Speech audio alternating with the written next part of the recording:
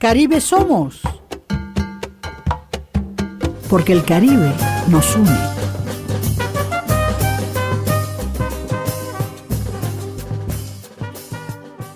El Caribe nos une una vez más este sábado 18 de abril, 2026, estamos en abril y desde abril en adelante tendremos nuestro Caribe cada vez más unido a su diversidad, porque hoy vamos a hablar lenguas, idiomas y lenguajes en la pluralidad de nuestro Caribe lingüístico y literario. ¿Y qué más?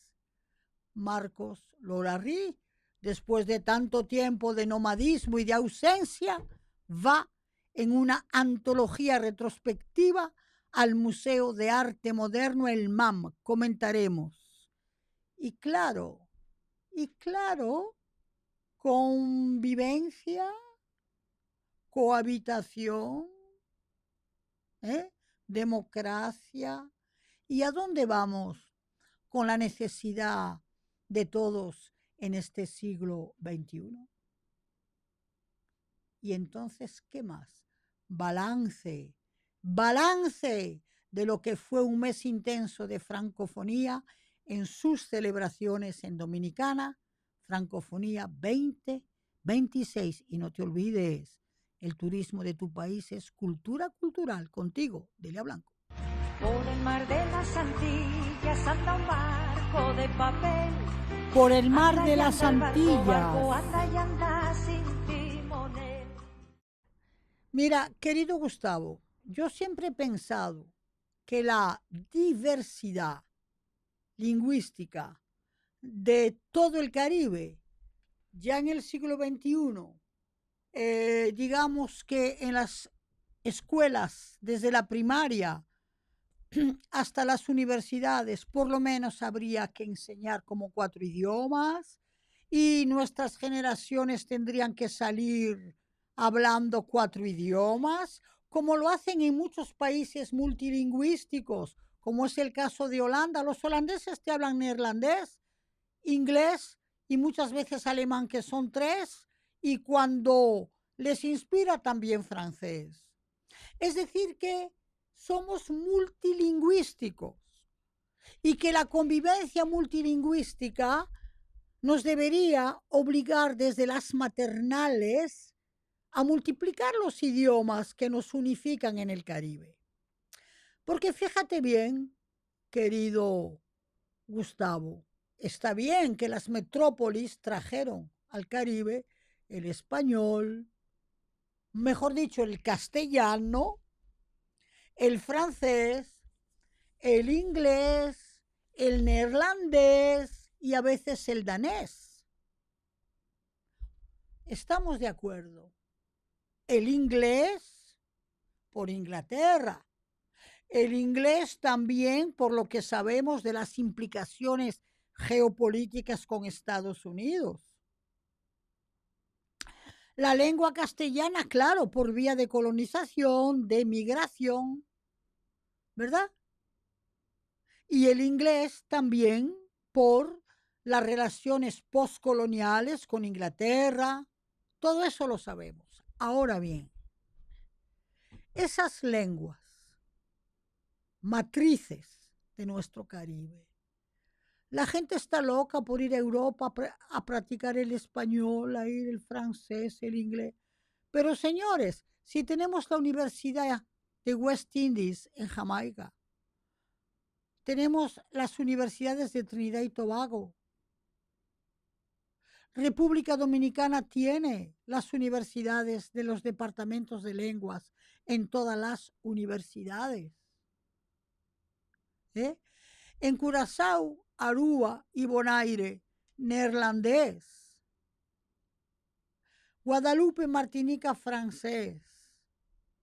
Y a todas esas lenguas vienen las lenguas creativas, el creol, el papiamento, y vienen también las imaginaciones etimológicas y lingüísticas de los escritores y la inventiva popular de las expresiones. Gustavo, tú te puedes imaginar cuando yo llego aquí, que me dice el amigo que me fue a buscar al aeropuerto a las 6 de la mañana, que si quiero un medio pollo. Y yo digo, ¿cómo con medio pollo a esta hora? Y él me dice, pero que un medio pollo no es un medio pollo, es un café cortado con leche. Ahí ya se me dio un barreno. Y después llego aquí y me dicen que la naranja de naranja no es nada, que la naranja es una china. Y después me doy cuenta que más allá de la lengua del castellano está la imagen etimológica que en todo el Caribe se le da a la herencia lingüística. Y eso es una maravilla. Cuando tú oyes hablar papiamento de Curazao, tú tienes la resonancia del español, del francés, del portugués, y ellos han hecho un majunje que solo ellos comprenden. Y después cuando viajan, las poblaciones de las otras islas que hablan creol, por ejemplo, tienen ya el segmento necesario para comprender ese papiamento. Y cuando tú oyes el creol de los haitianos, tú crees que no vas a entender ni pipa, pero si tú hablas francés, lo entiendes, porque hay elementos que tú vas cogiendo, ¿verdad? Y cuando muchos extranjeros, cooperantes, profesores van a Haití, no es el francés que van a aprenden creol, porque toda la burguesía media, alta, habla creol. Y cuando vas a Martinica y a Guadalupe, la gente por convivencia afectiva y por signo de identidad se hablan en creol.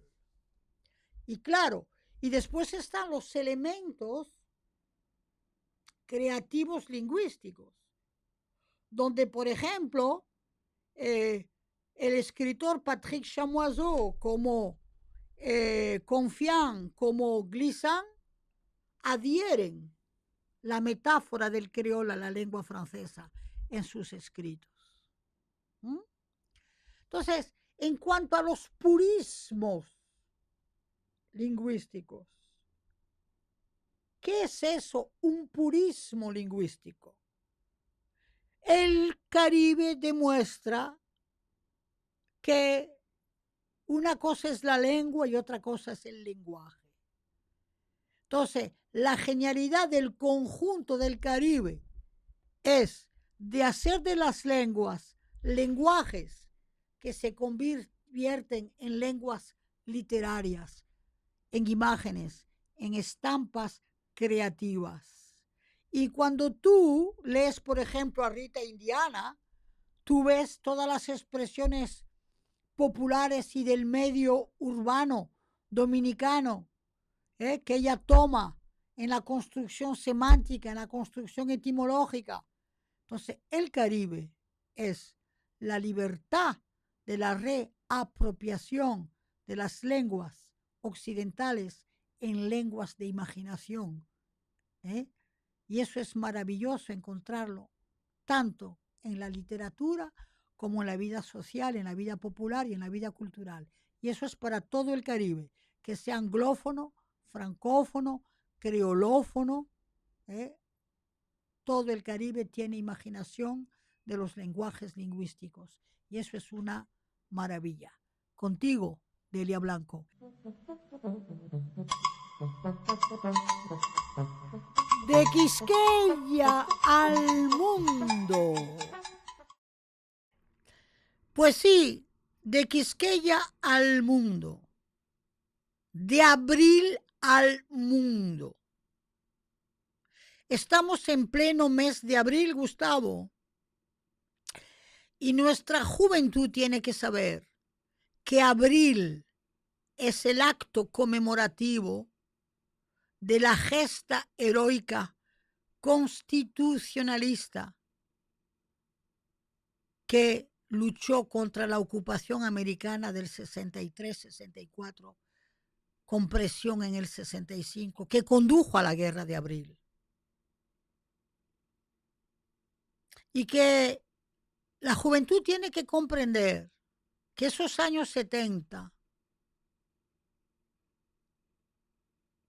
fueron la consecuencia de aquellos años de lucha, que los 70 llegaron con represión, porque aquí entre el 73 y el 66-67, los dominicanos se identificaron con la soberanía nacional y con un proyecto democrático de nación, no importara que derrotaran a Bosch. Pero vino una gesta heroica con Camaño, con el coronel Fernández, con la Chapelle y con toda esa zona de la zona colonial, del barrio Don Bosco, de Ciudad Nueva, que lucharon contra la ocupación de los 22,000 marines americanos. Y eran años duros, había que ser valiente, Gustavo, porque la Revolución Cubana fue en el 59. ¿Ok? Y en la bahía de los Cochinos de Cuba, los americanos mandaron misiles para derrotar a Cuba. Y que toda esa gesta revolucionaria dominicana, democrática, que tuvo el valor de luchar y después irse al exilio y después vivir exilios y conformarse en La Habana, Cuba, para poder defender la hegemonía y defender la soberanía nacional, esa generación de Abril hay que respetarla, hay que conocerla, ¿eh?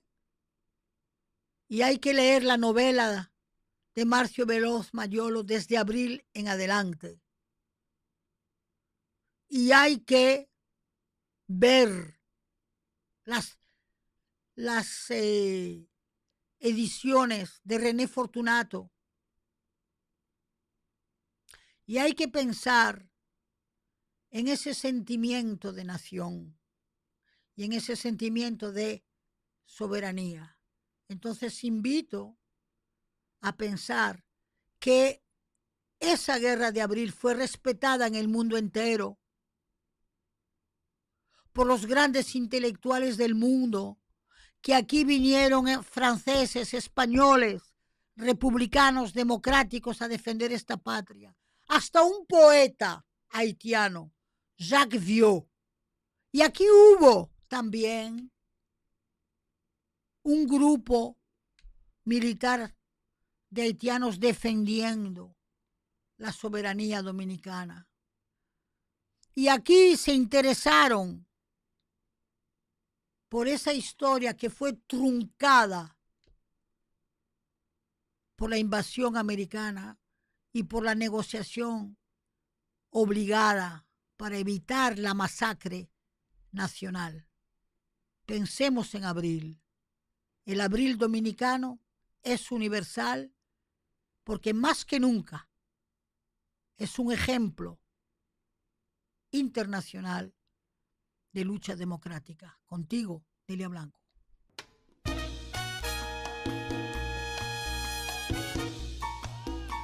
De par en par.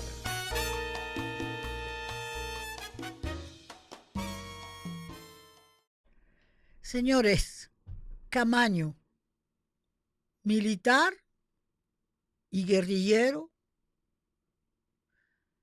militar, hijo del jefe del ejército en la época de Trujillo, para evolucionar en su vida como ser humano y convertirse en el portavoz de la democracia dominicana de los años 60 y pico. ¡Qué evolución de ser humano! Ese Camaño que tuvo que aceptar órdenes del Trujillato fue capaz de evolucionar y llegar a las trincheras de Abril a defender la patria con el coronel Fernández. Camaño hay que estudiarlo en esa evolución, Gustavo, de que supo romper la idea de un militar sometido a la dictadura de Trujillo. Supo evolucionar, formarse en las mejores y mayores academias de Virginia y de California, pero también supo exiliarse y supo desde Londres llegar clandestinamente a La Habana y prepararse para el desembarque que le costó la vida. A mí no me gusta la palabra de mártir, héroe, que se mojó la camisa, que jugó su vida para que en este país transición democrática hubiera. Lamentablemente, se cayeron en los 12 años sangrientos de Balaguer, que acabaron con toda la gesta revolucionaria. Pero Camaño indicó que en este país hay militares, ciudadanos, con la capacidad de servir la democracia. Contigo, Delia Blanco. Ventana abierta. Oye, Gustavo, aquí no nos dan publicidad ni la queremos, pero eso no nos quita que tomemos café. Y buen café. Pues, queridos amigos, con este cafecito matutino, Marcos Lora Reed en el Museo de Arte Moderno hasta finales de mayo. Marcos Lora Reed es un artista cuyo resultado nos viene de Chabón y que lleva más de 30 y pico de años en las artes visuales dominicanas. Ha sido uno de nuestros primeros nómadas que se fueron con becas para Holanda, para España, para Francia, que participaron en grandes proyectos, y él es un artista mochilero, es un artista del mundo, aunque su vida y esencia tomara germen en República Dominicana. Marcos Lora Reed, autónomo, independiente, libre y fugaz, ha regresado con una muestra antológica y retrospectiva para el Museo de Arte Moderno. Allí podrás ver la destreza que tiene en el dibujo, la inventiva que tienen las instalaciones y la factura específica que tiene en sus pinturas. Abordar la obra de Marcos Lora Reed es volver a los años 90, 2000, donde nos muestran cómo en República Dominicana los artistas de la generación del 80-90 supieron abrir camino e ir más lejos de las limitaciones circunstanciales de la isla, porque esta isla es un misterio. Explícame tú a mí, Gustavo, ¿cómo pueden haber tantos artistas tan buenos con ninguna ayuda? Porque no hay ayuda. Pues Marcos Lora Reed es la evidencia de ese gran artista contemporáneo, postmoderno, que tiene la capacidad inventiva y activa de hacer una obra por la misma fuerza de su convencimiento. no te lo pierdas. No te lo pierdas. Museo de Arte Moderno. Ya. No te olvides la exhibición de Marcos Lora Reed. 2 pisos llenos después de la exhibición Brûleur. Contigo, Delia Blanco. A rienda suelta. Queridos amigos, la democracia es cultura. La democracia es educación. La democracia es convivencia. Es convivencia. La democracia y convergencia. Porque la democracia, así dicho desde la lengua helénica, es decir, el antiguo griego, es acción, poder y actuación del pueblo, es decir, de las mayorías, ¿verdad? O para las mayorías. Entonces, una cosa es consensuar y que tú tengas que consensuar para evitar daños mayores, pero otra cosa es concertar. La concertación trae un resultado compartible con la democracia. Gustavo, tú tienes un proyecto, una idea y tú dices, me voy a comprar un apartamento por el malecón. Déjame concertarlo con mi familia. Concertar es decir que todo el mundo te va a dar una opinión del bien positivo, de lo negativo, de el ajuste, digamos, de peligros que podría haber o de beneficios. Y de ahí sale una decisión. ¿Ok? Entonces, en este país hay un problema muy grande, Gustavo. Es que aquí se quiere consensuar, concertar, sin que haya experiencia de convivencia de diferencias políticas, ideológicas, culturales, sin ningún tipo de experiencia de cohabitación. Yo he convivido como francesa la cohabitación de Mitterrand con Chirac. Yo he convivido responsabilidades compartidas frente a peligros que aún siendo un ciudadano socialista o hasta comunista o hasta liberal o hasta del centro derecha, era capaz de votar por Chirac, que era conservador de derechas, para evitar la ultra derecha. Pero que no solamente era eso, Gustavo, sino que nuestras pertenencias políticas, Partido Socialista, Liberal, centro derecha, lo que sea, llamaban a los ciudadanos.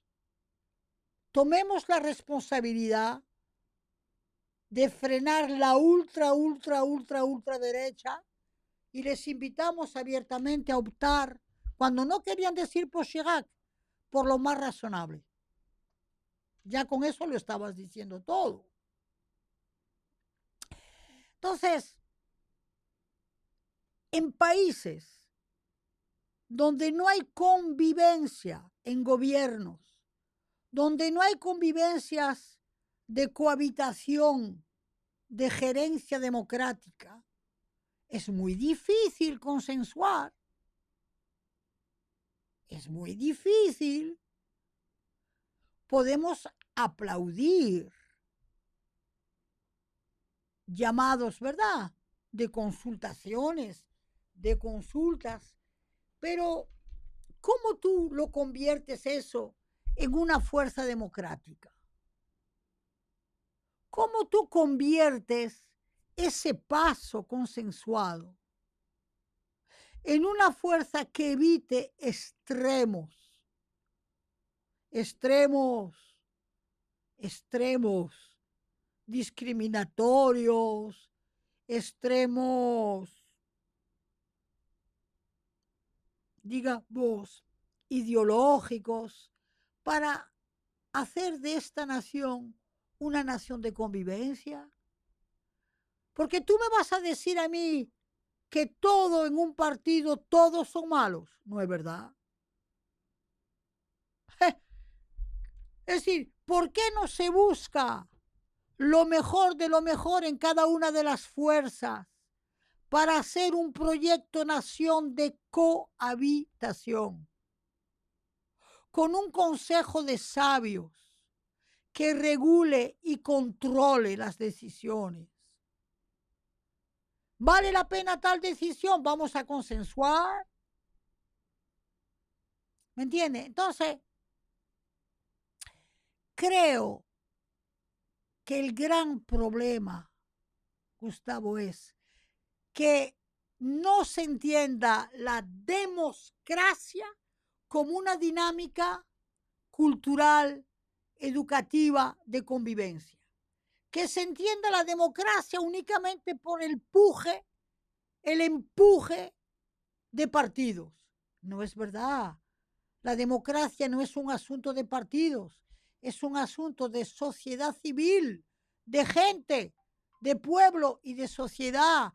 Entonces, señores, ¿seré yo loca? Yo no soy loca, pero yo he vivido una cohabitación. Yo he vivido una convivencia en Mitterrand y Chirac, y mi país no se fue a pique por eso.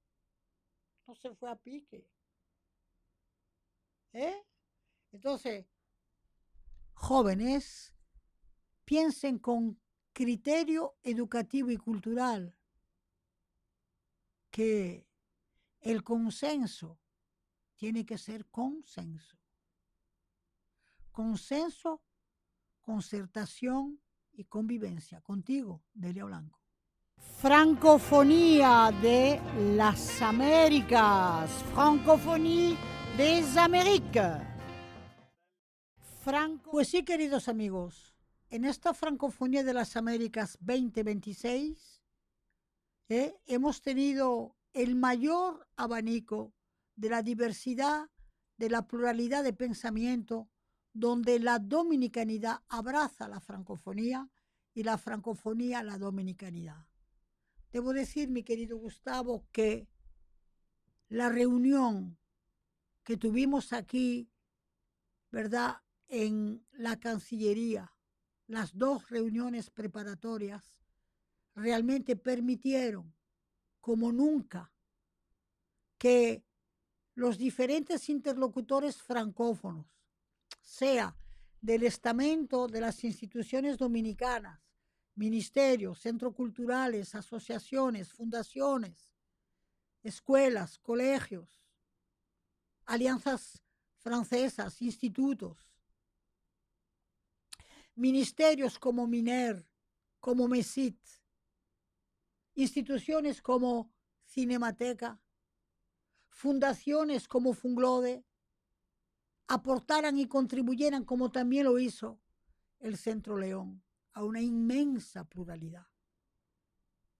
Las escuelas abrieron el campo para que los niños y las niñas escolarizadas conocieran el abanico de los países francófonos, sea de África, de Quebec, de Canadá, como de Asia. El cine, a través de la Cinemateca, propuso una programación que permitió llegar a ese gran abanico de la diversidad cinematográfica. Y honor y arte obliga. Como siempre, Francia ofreció la exquisitez más grande en creatividad, creación e injerencia musical. Tú mismo, Gustavo, el día del lanzamiento viniste a tocarnos, ¿verdad?, temas que nos unen a los francófonos, porque la idea era compartir la diversidad. Y déjenme decirles algo que es muy importante. esta francofonía no se pudo oír sin la celebración de la lengua francesa. Nosotros que hemos hablado ahorita de los lenguajes, es que en francofonía la lengua tiene su lenguaje. Los descendientes de acadios en Luisiana tienen sus lenguajes. Los descendientes en Quebec tienen su quebecois. ¿Me entiende? Las islas tienen sus lenguajes. Y se habló de la gran dimensión de la lengua francesa, de la capacitación que permite la lengua francesa compatible con el multilingüismo. Entonces nos quedaron muchas puertas abiertas para seguir trabajando todo el año, con música y arte con la juventud. Muchos centros se quedaron con las ansias de crear concursos y festivales de ritmos francófonos y creaciones de concursos para un cancionero francófono desde República Dominicana. Pero Gustavo, se le rindió homenaje al gran escritor Frantz Fanon en el Centro León, pero también en el Festival de Cine, y se va a seguir en el mes de mayo, y se va a hacer un pequeño simposio sobre pensamiento y obra de Fanon. Y claro, y el preámbulo que hemos tenido con el maestro Breuer en el Museo de Arte Moderno. Es decir, que las huellas de la francofonía 2026 abrazaron más que nunca la dominicanidad.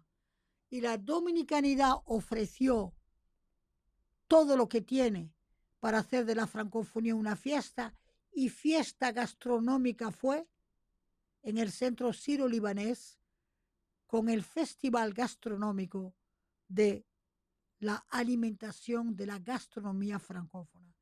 Y las universidades, ni te diga, APEC hizo una fiesta de la transversalidad cultural, francofonía, dominicanidad.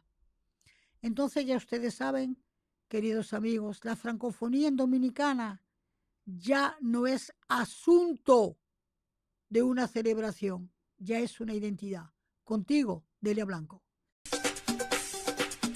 Mar y tierra, adentro. Queridos amigos,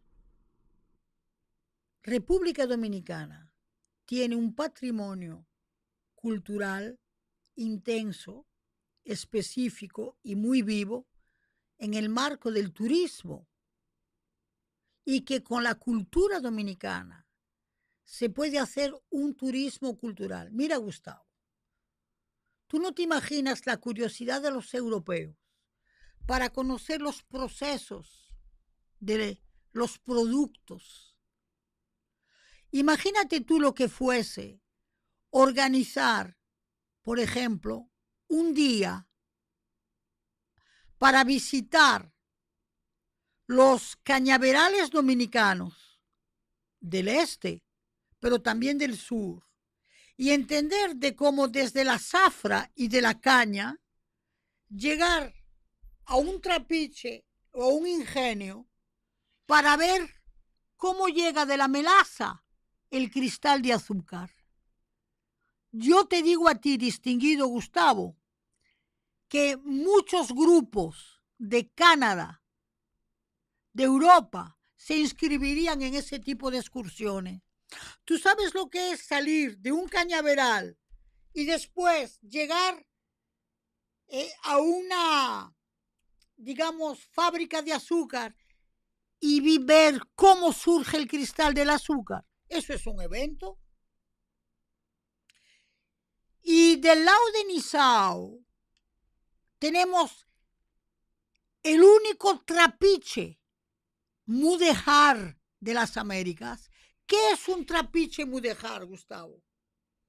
Que ahí hicieron un molino de azúcar para triturar la caña con el sistema árabe del riego de la noria, del mulo o del burro que va dando vueltas y se va manejando el agua y crea esa motricidad. En Nizao. Son ejemplos, solo ejemplos. Pero obviamente no te voy a hablar del sendero del chocolate y del cacao, que por lo menos los Risek, que tienen sus fincas en San Francisco de Macorís, tú llamas al grupo Risek o a la fundación y puedes averiguar la posibilidad de visitas que tienes. Y eso es cultura. Eso es cultura.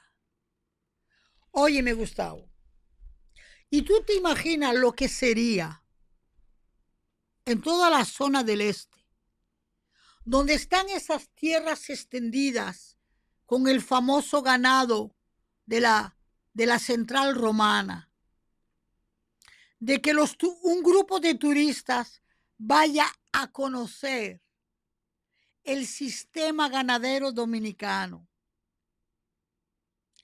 que aprenda una montura, montar en un caballo, seguir con los guardianes al ganado y que en algún sitio te hagan un churrasco criollo, como saben hacerlo los argentinos?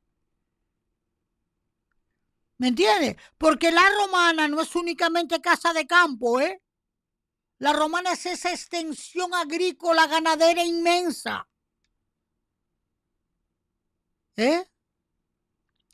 O por ejemplo, yo quisiera que en el sur me organizaran visitas ecológicas a la Laguna Oviedo, donde yo pueda ver toda la distribución que hay de esas aves, como por ejemplo los flamingos rosados, y que por ejemplo en esa zona sur de Bahía de las Águilas y de Pedernales, donde hay tanta pesca abierta, ¿por qué no se organizan? ¿Por qué no se organizan actividades de pesca? De que yo lleve a los turistas, ¿tú sabes lo que sería?